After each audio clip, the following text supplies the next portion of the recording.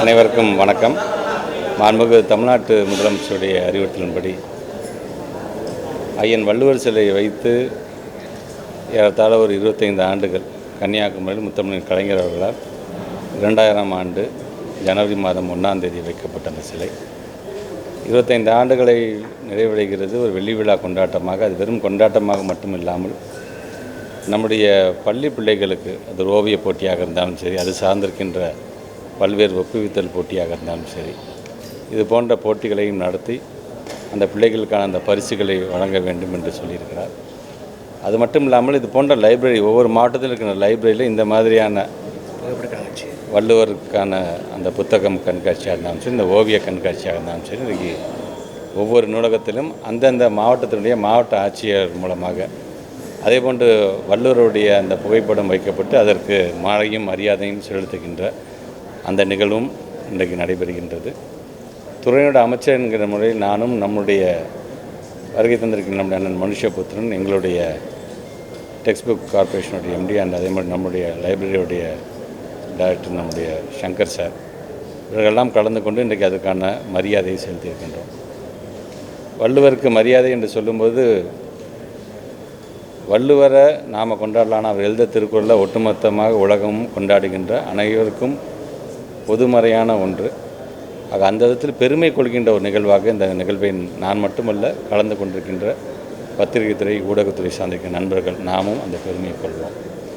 இது மட்டும் இல்லாமல் இன்றைக்கு நம்முடைய மாண்புமிகு தமிழ்நாட்டு முதலமைச்சருடைய அறிவுறுத்தின்படி நம்முடைய பள்ளிக்கல்வித்துறை சார்பாக பிள்ளைகள் ஒவ்வொரு கேட்டகரியிலையும் அந்த பிள்ளைங்களை தேர்ந்தெடுக்கப்பட்டு அகாடமிக் ஸ்டடீஸ்லேருந்து சரி, மன்ற செயல்பாடுகளிலிருந்து சரி, அவருடைய தனித்திறமைகளை வளர்த்தெடுக்க வேண்டும் என்ற வகையில் இன்றைக்கி பல்வேறு விதமான போட்டிகளை நாம் நடத்தி கொண்டிருக்கின்றோம். அது வினாடி வினாவாக இருந்தாலும் சரி.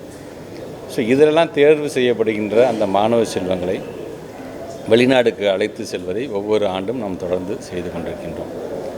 அந்த வகையில் ஆல்மோஸ்ட் பார்த்திங்கன்னா ஒரு 100 மாணவர்கள் இருக்கின்ற ஒரு பேட்ச். அதில் ஒரு 42 மாணவர்கள் மட்டும் முதல்ல நாங்கள் இந்த ஆண்டு சிங்கப்பூருக்கும், ஜனவரி மாதம் மீதம் இருக்கின்றவர்களை மலேசியாவுக்கு அழைத்து செல்ல வேண்டும் என்கின்ற அந்த திட்டமிடல் இருக்கின்றது. ஆக அதில் இன்றைக்கி ஒரு 42 ஸ்டூடெண்ட்ஸ் ப்ளஸ் எங்களுடைய டிஓஸ் 2 பேர், ஒரு ஜேடி என்று இன்றைக்கி அனைவரும் இன்றைக்கி மாலை நேரடியாக சிங்கப்பூர் கலந்து வர இருக்கிறார்கள். நான் இப்பொழுது 12 மணி ஃப்ளைட்டில் நான் முன்கூட்டியே அங்கே சென்று அவங்க நான் ரிசீவ் பண்ணுறதுக்கு நானும் அங்கே செல்கிறேன். இது வெறுமனே வெளிநாடு கூட்டிகிட்டு போகிறோம், வெறும் சுற்றுலா மட்டும் இல்லாமல் ஒரு மிகப்பெரிய ஒரு தாக்கத்தை அந்த சமுதாயத்தில், அந்த பிள்ளைங்க எந்த பகுதியிலேருந்து வந்திருக்குதோ, எதெல்லாம் நம்ம எஜுகேஷனல் பேக்வர்ட் பிளாக் இபிபி அப்படின்னு சொல்கிறோமோ, மேக்ஸிமம் வந்திருக்க பிள்ளைங்களே பார்த்திங்கன்னா திருவண்ணாமலை மாவட்டம், விழுப்புரம் மாவட்டம், கடலூர் மாவட்டத்துலேருந்து வந்திருக்காங்க. எங்கள் உள்ளபடியே எங்களுக்கு ஒரு பெருமையாக பார்க்கணும். இன்னும் பார்த்திங்கன்னா அந்த இபிபிங்கிறது இல்லாத அளவுக்கு இன்றைக்கி எல்லா டிஸ்ட்ரிக்ட்லேயும் இன்றைக்கி அச்சீவர்ஸ் ஜாஸ்தியாக, குறிப்பாக பார்த்திங்கன்னா கிருஷ்ணகிரி, தருமபுரி தான் அச்சீவர்ஸ் ஜாஸ்தியாக வராதுன்ற அளவுக்கு இன்றைக்கி அந்த மாவட்டங்கள்லாம் இன்றைக்கி ரொம்ப அழகாக இன்றைக்கி சாதனை புரிந்து கொண்டிருக்கிற அந்த மாணவர்கள், இவர்களெல்லாம் மற்ற மாவட்டத்திற்கும் ஒரு எடுத்துக்காட்டாக இருப்பார்கள். அந்த கிராம பகுதியில் நம்ம பிள்ளை ஏதோ நம்ம கிராமத்தில் ஏதோ ஒரு பிள்ளை சிங்கப்பூர் போச்சாங்களோ, அது இந்த பள்ளிக்கூடத்தில் படிக்கிற பிள்ளையா என்று சொல்லும்பொழுது அந்த பிள்ளையோட குடும்பமாக இருந்தாலும் சரி, சுற்று வட்டாரமாக இருந்தாலும் சரி, அது ஒரு இம்பேக்டை மற்ற பிள்ளைகளுக்கும் அது ஊக்கத்தை தருகின்ற, நான் அடுத்த முறை நானும் இது மாதிரி போய் ஆகணும் என்று சொன்னால் அந்த திறமையை நான் வளர்த்துக்கொள்ள வேண்டும் என்கிற அளவிற்கு அது நாங்கள் ஒரு என்கரேஜிங் ஃபேக்டராக தான் நாங்கள் பார்க்குறோம். உள்ளபடியே ஒரு பெருமை வாய்ந்த பள்ளிக்கலைத்துறை சார்ந்து பல்வேறு விதமான திட்டங்களை நாம் கொண்டு வந்திருக்கோம் என்று சொல்லும் பொழுது, அண்ணாந்து பார்த்து விமானத்தை பார்த்து அந்த பிள்ளைகளை விமான நிலையத்துக்கு கூட்டிகிட்டு போகிறோம், அங்கேருந்து வெளிநாடுகள் கூட்டிகிட்டு போகிறோம் என்பதே நாங்கள் மிகப்பெரிய ஒரு அச்சீவ்மெண்ட்டாகத்தான் பார்க்கின்றேன். அந்த பிள்ளைகளுக்கும் என்னுடைய வாழ்த்துக்களை நான் தெரிவித்துக் கொள்கிறேன். இந்த பள்ளிக்கல்வித்துறையில் ஒன்றிய அரசு கிட்டத்தட்ட நிதி வர வேண்டியது பல முறை நீங்களே கடிதமாக கொடுத்துருக்கீங்க, நேர்லேயே சொல்லியிருக்கீங்க. ஆனால் மாவட்ட கல்வி அலுவலகங்கள் அந்த பில்கட்டில் அப்படின்ற ஒரு விஷயமா இருக்கட்டும், ஆசிரியர்களுக்கு சம்பளம் கொடுக்கலன்னு சொல்லி விமர்சனம் பண்ணக்கூடியவங்க இந்த நிதியை பற்றி பேச மறுப்பதற்கான காரணம் என்ன? நிதியை பற்றி பேச மறுக்கிறதுக்கு ஒன்றிய அரசு தான் மறுக்கிறாங்க. 1.5 கோடி ரூபா நிலுவை இருக்குதுன்னு இவர் சொல்கிறாரு பார்த்தீங்களா. முதல்ல அதை நேற்றே நான் மறுத்திருக்கேன். நான் 1.5 கோடி ரூபா நிலுவை இல்லாமல் இல்லை. ஏன்னா அது சம்மந்தப்பட்ட அதிகாரிகள் நாங்கள் பேசும்பொழுது இமீடியட்டாக அவங்க செக் பண்ணி, சார் அந்த மாதிரி இல்லை சார், எவ்ரி 6 months ஒன்ஸ் நம்மளுக்கான இதை நம்ம பண்ணிக்கிட்டு தான் இருக்கோம். நாங்கள் யாராச்சும் அறக்குறையாக சொல்லிட்டா தயவு செஞ்சு அதில் முழுமையாக அது யாரும் இது பண்ணாதீங்க. ஆனால் திங் இப்போ ஆசிரியர்களுக்கு நாங்கள் சம்பளம் கொடுக்காமல் போயிடுச்சு அப்படின்னு சொன்னால் ஆசிரியர் சும்மா விட்டுருவாங்களா? அடுத்த நிமிஷம் பத்திரிகைக்காரங்க உங்களை கூப்பிட்டு ஒரு ஸ்டேட்மெண்ட்டாகவோ இல்லை அவங்களுடைய உணர்வுகளை வெளிப்படுத்தியிருக்க மாட்டாங்க நேரம். சேலரிக்கும் இந்த இன்டர்நெட்டுக்கும் சம்மந்தம் இல்லை. ஆனால் திங் வந்து இன்டர்நெட்டுங்கிறது வந்து நாங்கள் வந்து பெண்டிங் வைக்க வேண்டிய அவசியமும் கிடையாது. எங்களுக்கும் பிஎஸ்என்எலுக்கும் இப்போ MOU இருக்குது. நாங்கள் அதை ஆட்டோமேட்டிக்காக அதை கிளியர் பண்ணிட்டு ஒரு அரசாங்கம் போய் அதை ஃபஸ்ட்டு நிலுவை வைக்குமா? நீங்கள் நிலுவைன்னு கேட்குறேன்னு ஆமாம் நிலுவை இருக்கின்றது. நிலுவை எந்த நிலுவை இருக்குது என்று சொன்னால் ஒன்றிய அரசுலேருந்து வரக்கூடிய 2151 கோடி ரூபா நிலுவையில் இருக்கிறது. அது சார்ந்து பேசவே மாட்டேங்கிறாங்களே யாருமே. இது சார்ந்து எந்த ஒருத்தர் வந்து ஒரு தலைவர் கருத்து சொல்லியிருக்காரு நீங்கள் சொல்லிடுறீங்களோ அவர் என்ன பண்ணியிருக்கணும்?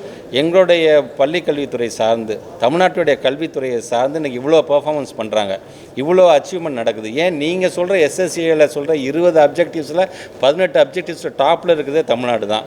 அதாவது நான் பெர்ஃபார்மிங்காக இருக்கா சார்? நான் பெர்ஃபார்மிங்காக இருந்துச்சுன்னா நீங்கள் கொடுக்க வேணாம் சார், நீங்கள் மற்றது கொடுங்க சார் கூட சொல்லலாம் சார். அவங்க பெர்ஃபார்ம் பண்ணுறாங்க. பெர்ஃபார்ம் பண்ணும்போது தமிழ்நாட்டுடைய மாடல்னு ஒட்டுமொத்த இந்தியாவுக்கான மாடலாக நம்ம வந்து கல்வித்துறையில் கொண்டு போனால் மற்ற நாடுகளும் வரட்டும். அங்கே இருக்கிற பிள்ளைங்க நம்ம பிள்ளைங்க தான், அங்கே இருக்கிற பிள்ளைங்களும் படிக்கட்டும், அங்கே இருக்கிற பிள்ளைங்களும் அறிவு சார்ந்து வரட்டும். அதை ஏன் அந்த அறிவு சார்ந்த சமுதாயத்தை உருவாக்குறதுக்கே நீங்கள் இவ்வளோ தயக்கம் காட்டுறீங்க? நாங்கள் அறிவு சார்ந்த சமுதாயத்தை உருவாக்குனால்தான் இங்கே நல்லது என்னது கெட்டது என்ன பகுத்தறிஞ்சு பார்க்கக்கூடிய ஒரு சமுதாயத்தை நாம் படைத்திருக்கின்றோம். அதற்கு உதவக்கூடிய வெரி ஃபஸ்ட் டைம் நாங்கள் கேட்கலாம். 2151 கோடிங்கிறது 2018ஆம் ஆண்டு அவங்க ரிலீஸ் பண்ணிட்டு இருந்தது. 2018ஆம் ஆண்டு ரிலீஸ் பண்ணிட்டு இருந்தாங்க. இப்போ அவங்க சில காரணங்களை சொல்லுகிறார்கள். PMCயை நீங்கள் ஒத்துக்கோங்க, PMCயில் இந்த ஏன் மும்மொழி கொள்கை நீங்கள் ஒத்துக்கிட்டால் தான் என்ன என்கின்ற அந்த விவாதங்களில் தான் அவங்க ஈடுபடுறாங்களே தவிர இவங்க பெர்ஃபார்மிங் பண்ணுறாங்க. இப்போ இவங்களை நம்ம கேள்வியே கேட்காம அவங்களுக்கு நம்ம பணம் கொடுக்கணுப்பாங்கிற அந்த மனப்பான்மை ஏன் வர மாட்டேங்கிறது? நாங்கள் தனிப்பட்ட எங்கள் கட்சிக்காக நாங்கள் கேட்குறோம். ஒட்டுமொத்தமாக இருக்கின்ற நம்முடைய மாணவ செல்வங்கள் சார்ந்திருக்கின்ற ஏன் எங்களுடைய ஆசிரியர்கள் சார்ந்திருக்கின்ற கிட்டத்தட்ட 32,000க்கும் மேற்பட்டிருக்கின்ற பணியாளர்கள் ஆசிரியர்கள் சார்ந்திருக்கின்ற அந்த சம்பளத்தை இன்றைக்கி யார் தரா? மாநில அரசு நாம் பேர் பண்ணிக்கிறோம். எவ்வளோ நிதி நெருக்கடி, எவ்வளோ ஒன்றிய அரசு நமக்கு அந்த நிதி நெருக்கடியை கொடுக்குறோம். மாண்புமிகு தமிழ்நாட்டுடைய முதலமைச்சர் பள்ளிக்கல்வித்துறை சார்ந்து நீங்கள் கவலைப்படாதீங்க நான் தரேன் அதன்னு சொல்லி இன்றைக்கி அதை நம்ம கொண்டு போயிட்டு இருக்க அளவுக்கு இருக்கும் பொழுது நிலுவை என்பது யாரிடம் இருக்கிறது என்பதை நீங்கள் தான் அதை சொல்ல வேண்டும். சார், மாநில கல்விக் கொள்கை அஃபிஷியல் தாங்க எல்லாத்துலேயுமே MP சார்ந்து எல்லா MPஸையும் நாங்கள் கூட்டிகிட்டு போகும் பொழுது நம்ம நாடாளுமன்ற குழு தலைவர் நம்முடைய கனிமொழி அம்மையார் அவர்கள் தான் கூட்டிகிட்டே போகிறாங்க. நம்முடைய கூட்டணியை சார்ந்திருக்கின்ற ஒவ்வொரு MPஸும் ரெப்ரசன்ட் பண்ணி என் கூட ஒரு 10 பேர் நாங்கள் போகிறாங்கன்னு நாங்கள் பேசுகிறோம். நீங்கள் NEPக்கு ஒத்துக்கோங்களேன், NEPயில் இருக்க மும்மொழி கொள்கைக்கு ஒத்துக்கோங்க, it's matter of second within ½ hour உங்கள் பணத்தை நான் ரிலீஸ் பண்ணுறேன் அப்படின்னு சொன்னாங்கன்னா அது என்ன அர்த்தம்? அது ஆக நாங்கள் அவ்வளோ ஹம்பிளாக அப்ரோச் பண்ணுறோம். நாங்கள் செஞ்ச பெர்ஃபார்மன்ஸை எடுத்து நாங்கள் பேசுகிறோம். நாங்கள் அப்போ பேசும்போதே மாண்புமிகு இப்போ யூனியன் மினிஸ்டர் தர்மேந்திர பிரதான் சொல்லும்போது நானே ஐம் ஃப்ரம் நான் ஹிந்தி ஸ்டேட், நானே ஒரியாலேருந்து தான் வந்திருக்கேன், அப்போ நானே சொல்கிறேன் இல்லை அப்படிங்கும் பொழுது நான் சொன்னேன் சார் எங்களுடைய ஸ்டேட்டோடைய சென்டிமெண்ட்டுன்னு ஒன்று இருக்குது. பேரறிஞர் அண்ணா காலத்திலேருந்து இருமொழி கொள்கை எப்படி நாம் கொண்டு வந்ததுலேருந்தே இருக்கின்றது.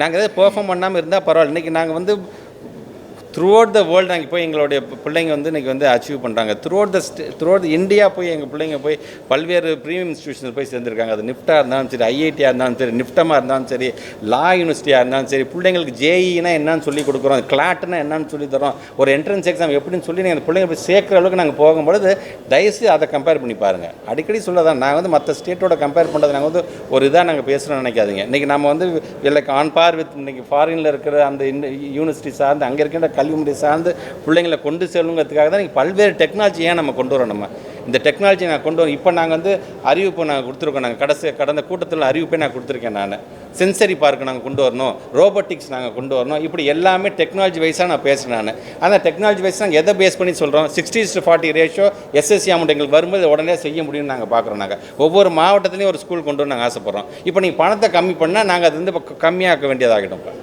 எல்லா மாவட்டத்திலும் பண்ண வேணாம் சார், பைலட்டாக ஒரு ப்ராஜெக்ட் பண்ணலாம் சார், ஏன்னா நமக்கு ஃபண்டு இவ்வளோ தான் சார் வந்திருக்கு அப்படிங்கிற அளவுக்கு டிஸ்கஷன் போயிட்டுருக்கு. சார் நம்மளுடைய திருப்பி சொல்ல நம்ம எல்லாருமே சொல்கிறாரு, நம்மளுடைய மாண்புமிகு துணை முதலமைச்சர் சொல்கிறார்ல, ₹1 கொடுத்தா நமக்கு 29 பைசா தான் வருதுன்னு. அது ஏன் அந்த 29 பைசா தான் வருதுங்கிற இம்பேக்டை ஏன் நம்மளால் புரிஞ்சிக்க முடியல? அந்த 29 பைசா வச்சுட்டு நம்மளால் என்ன பண்ண முடியும்? ஆக அதிகாக வந்துருச்சுன்னு சொன்னால் நம்ம டிபெண்ட் பண்ணி இருக்கணும்னு அவசியமே இல்லைங்கிறதுக்காக தானே நம்முடைய குறிப்பாக இந்த கல்வி என்று வரும்பொழுது அதை மாநில பட்டியலில் கொண்டு வாங்க எதற்காக நம்ம முயற்சி பண்ணுறோம்? நம்ம கொண்டு வந்தால் நமக்கு என்ன தேவை நம்ம முடிவு பண்ணிக்க மாட்டோமா? நம்ம பிள்ளைங்களை நம்ம அவ்வளோ லெட் டவுன் பண்ணிட போகிறோமா? நம்ம பிள்ளைங்க ஒவ்வொருத்தரையும் அடுத்தடுத்த கட்டத்துக்கு கொண்டு போய் இன்றைக்கி எல்லாரும் பாராட்டுற அளவுக்கு எல்லா விதத்துலையும் இங்கே அச்சீவ் பண்ணிட்டு தான் இருக்கிறாங்க. ஸோ அந்த விதத்தில் தான் இந்த கேள்வியை நான் உங்களுக்கே நான் வைக்க விரும்புகிறேன்.